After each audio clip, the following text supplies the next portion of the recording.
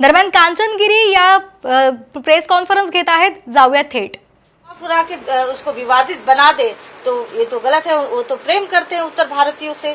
जितनी देर मेरी अभी तक डिस्कस हुई, इससे पहले भी हम बाला साहब ठाकरे से भी मैं मिल चुकी थी, तो मुझे पता था कि जो है इनके मन में कुछ ऐसा भेदभाव नहीं है। तो आपने क्या पूछा उनको? हाँ, आप लोगों को क्या पूछा? अयोध्या को लेकर क्या बात हुई? कब राज ठाकरे जी देखिए उनका विचार है दिसंबर में जाने का, तो अयोध्या जाएंगे क्योंकि श्री राम जी तो सबके हृदय में बसते हैं और जो हिंदुत्व से प्यार करते हैं वो अयोध्या से जरूर जुड़े हुए हैं। तो इसलिए दिसंबर में जाने का उनका विचार बना है, तो हम लोग वहाँ स्वागत करेंगे उनका सारा। शर्मा जी, जिस तरह से हिंदू राष्ट्र को लेकर के आपने यूपी, बिहार और देश के तमाम राज्यों में आंदोलन छेड़ रखा है, विजय दशहरा पे भी आपने बहुत बड़ा ऐतिहासिक रैली निकाली दिल्ली में, तो राज ठाकरे जी आपके साथ आगे आने के लिए तैयार हुए? बिल्कुल, जो हिंदुत्व की सोच रखते हैं वो क्यों नहीं आएंगे? वो तो समर्पण है। और उनकी एक बात मुझे बहुत अच्छी लगी कि वो जो बोलते हैं वो करते हैं, और ऐसे ही देश को लोगों की जरूरत है। तो आप आगे जो इलेक्शन आएगी उसमें यूपी और बिहार के यहाँ के लोग जो है उन्होंने उनको सपोर्ट करना चाहिए, आप आह्वान करेंगे? बिल्कुल सपोर्ट करना चाहिए, क्योंकि जब वो प्रेम करते हैं सबसे, तो और ये मैं गारंटी देती हूँ कि यूपी बिहार वाले अगर मुंबई में रहते हैं तो वो बिल्कुल बेफिक्र हो जाएं। उनका संरक्षण है उनके साथ। क्या बेफिक्र होना चाहिए? बेफिक्र मेरी बात हुई जिस हिसाब से उनसे, और जो भाव है उनके अंदर यूपी और उत्तर भारत के प्रति, बिहार के प्रति, वो बहुत अच्छा भाव है। इससे ये सवाल है कि इलेक्शन आ रहा है तो कहीं सारी पार्टी बोलती है नया मुद्दा हिंदू मुस्लिम का आ रहा है, तो उसके लिए देखिए मैंने तो उनके कभी भी ये विचार में नहीं देखा कि हिंदू मुस्लिम हो तभी, जब इलेक्शन हो तभी। जो हिंदुत्व की सोच रखते हैं, हिंदुत्व के विचार रखते हैं, उन्हें इलेक्शन से कोई लेना देना नहीं होता। इलेक्शन में वो लोग ये मुद्दा उठाते हैं हिंदू मुस्लिम का, जो अपने सीट के लिए अपने देश को खतरा में डालते हैं। देखिए अभी पालघर में जो मॉब लिस्ट हुआ था, आपके अखाड़े में मेरे अखाड़े, मेरे जुना अखाड़े के संत मारे गए, तो आप ये देखिए जो सत्ता में रहे वो अपने आंख और कान बंद कर लिया था उन्होंने, और यहाँ तक लाने के लिए अप्पा साहब अफसरे और श्री सावंत जी और रीटा जी भी कल हमसे आके मुलाकात की है, तो इन्होंने सेतु का काम किया है, क्योंकि हमारा भी बहुत दिन से विचार बन रहा था। तो आपको ऐसा नहीं लगता कि शिवसेना और हिंदुत्व रहेंगे? देखिए इस विषय में तो मैं विचार नहीं आपको बताऊंगी, क्योंकि हम पॉलिटिकल नहीं है, हम एक संत है, और जो हमारी सोच है, विचार है, विचारधारा कहीं न कहीं राज ठाकरे से मिल रही है, जो हिंदू राष्ट्र की हमारी हिंदू राष्ट्र ही होना चाहिए। और आपने कहा कि हिंदू राष्ट्र होना चाहिए और आपकी विचारधारा राज ठाकरे से मिलती, इसके अलावा और कौन कौन से लोग हैं जिससे विचारधारा मिलती है और वहाँ कहाँ जाएंगे? देखिए जो भी हिंदू राष्ट्र के लिए और हिंदुत्व के लिए, देश के लिए काम कर रहे हैं, हम उनके साथ हैं। राजनीतिक सफर में अभी महाराष्ट्र नवनिर्माण सेना ने राजनीतिक सफर में हिंदू राष्ट्र की विचारधारा रखने वाले पार्टियों के साथ जाना चाहिए, ऐसा आपको लगता है क्या? और उस पर कोई राजनीतिक चर्चा आपकी हुई क्या? देखिए राजनीतिक चर्चा के विषय में मैं नहीं पढ़ती हूँ, क्योंकि मैं राजनीतिक तो हूँ नहीं, एक साध्वी हूँ, वो भी अखाड़े से, और मैं राष्ट्र के लिए काम कर रही हूँ। आज ही नहीं, मैं बहुत टाइम से कर रही हूँ। जैसे मैंने मध्य प्रदेश में 50 घर में हिंदू राष्ट्र भगवा ध्वज मैंने लगा के आई हूँ, घर घर में। और अभी विजयदशमी में मैंने पूरी गाजियाबाद, वैशाली में मेरा हजारों की संख्या में हर घर में भगवा ध्वज लगाया है। अब बड़ी खुशी की बात है, कुछ मुसलमान भी ध्वज लगाए अपने मांग के कि गुरु माता मुझे भी ध्वज दे दीजिए, हम हिंदुस्तान में रहते हैं। आपने रिसेंटली एक इंटरव्यू दिया था, उसमें कहा था आपने कि राज ठाकरे ने बीजेपी के साथ जाना चाहिए। देखिए अगर उनकी विचारधारा अगर मिलेगी तो जरूर जाएंगे। हिंदुत्व को लेके, वो भी ये नहीं कि राजनीतिक को लेके, अगर विचारधारा हिंदुत्व से रिलेटेड होगा। हिंदुत्व क्या ऐसा मानती है? देखिए उनकी भी विचारधारा अगर नहीं होती तो राम मंदिर कैसे बनता? हिंदुत्व को लेकर जितनी भी पार्टियां काम करती हैं पूरे देश भर में, क्या उनको इकट्ठा होने की जरूरत है? बिल्कुल, हमारा राष्ट्र खतरे में है।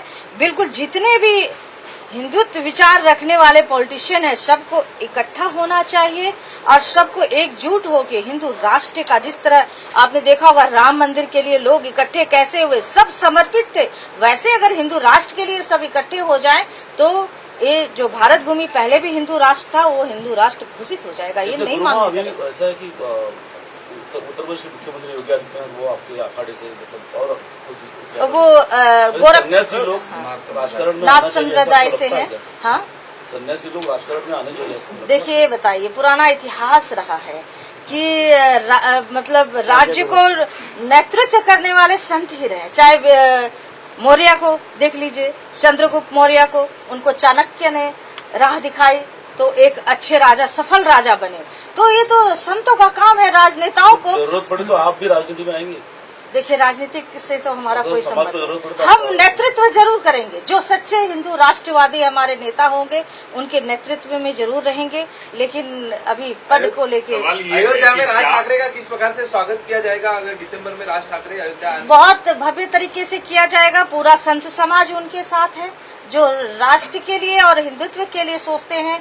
तो मैं आपको बता रही हूँ, एक आह्वान पे हमारे जगत गुरु सूर्याचार्य भी यहाँ पे आ गए कि नहीं, हमें राज साहब ठाकरे के यहाँ जाना है, क्योंकि अभी हिंदुस्तान खतरे में है। आप देखिए अफगानिस्तान का क्या हाल हुआ, अफगानिस्तान वाला हाल बहुत ही जल्दी 10 साल में हम लोग पलायन कर सकते हैं। हिंदुस्तान उस खतरे के कगार पे है।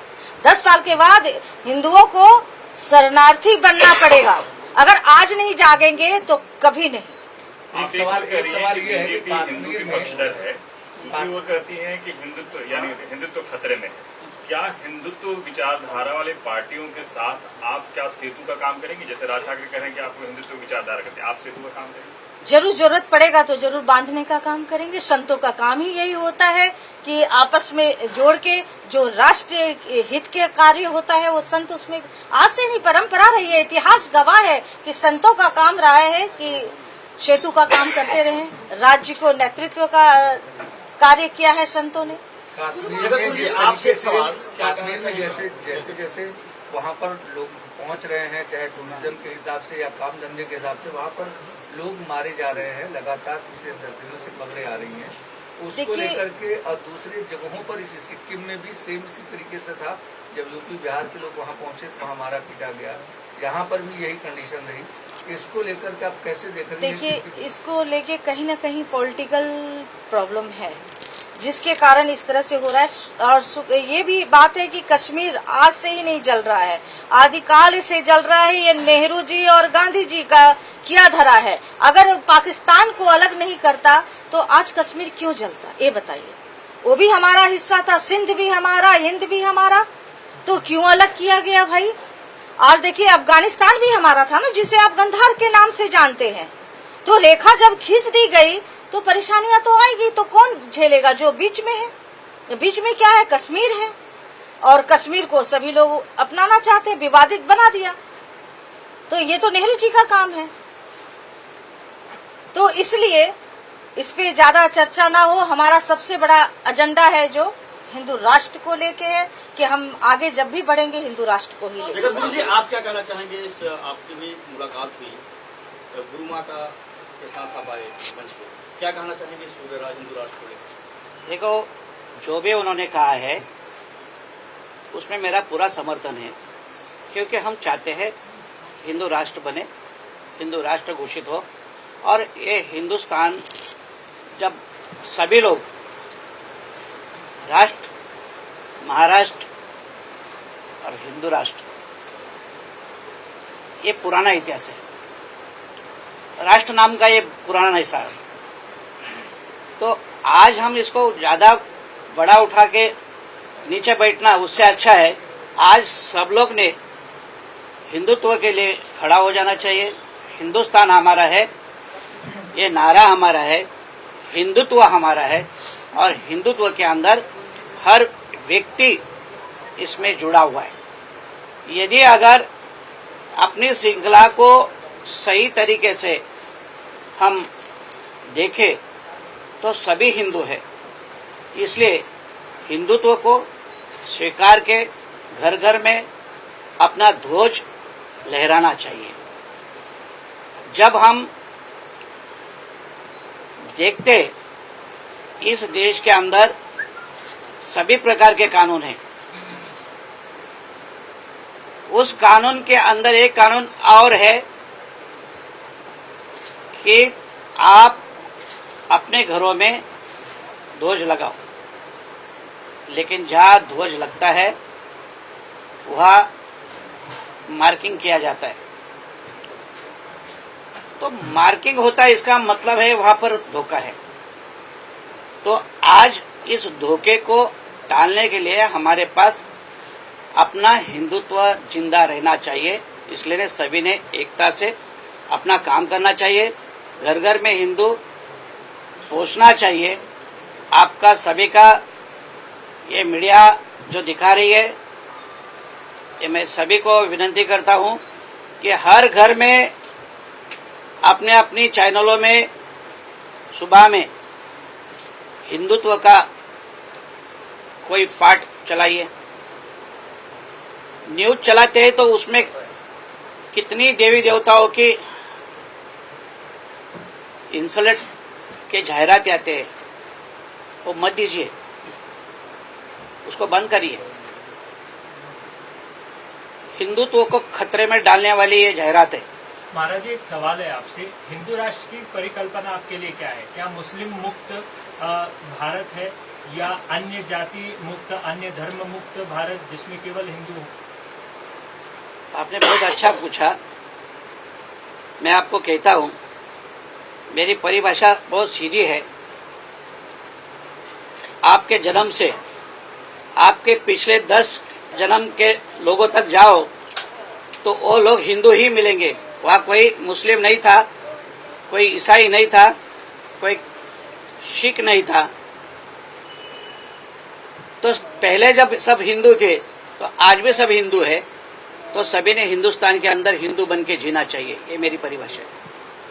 गुरु, आपसे एक सवाल, महाकाल मानव सेवा जो संस्था काम करती है, महाराष्ट्र में किस तरह काम करेगी? देखिए, मेरा तो कर्म भूमि रहा है महाराष्ट्र, और इसके अंतर्गत मैं कभी भी लड़कियां प्रताड़ित हुई है तो शायद आप भी हमारे साथ थे। एक लड़की की जो बहुत बेरहमी से मारा गया था, तो मैं फ्लाइट पकड़ के आई थी, उस लड़की को न्याय दिलवाया था। तो ये तो मेरा रहा है, और महाराष्ट्र के लिए अगर कुछ ऐसा जरूरत मेरी पड़ती है तो मैं बिल्कुल हाजिर हूँ।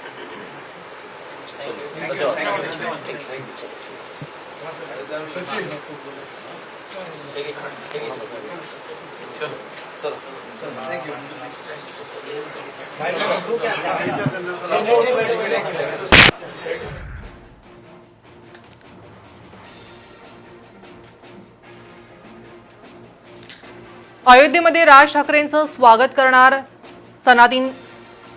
संतांनीच देशाचं नेतृत्व केलेलं आहे, अशा पद्धतीने या ठिकाणी राज ठाकरेंचा हिंदू राष्ट्र संकल्प आता सध्या दिसून येते। कृष्णकुंजवरती आपण ही दृश्य बघतोय। येत्या 10 वर्षात भारत शरणार्थी होईल, कांचनगिरींनी या संदर्भात मत व्यक्त केलेलं आहे। संतांनीच देशाचं नेतृत्व केलं असं त्यांनी माध्यमांसोबत बोलताना सांगितलंय। त्याचप्रमाणे राज ठाकरे यांच्या मनात उत्तर भारतीयांसंदर्भात प्रेम आहे असे त्यांनी माध्यमांसोबत बोलताना नमूद केलं आहे।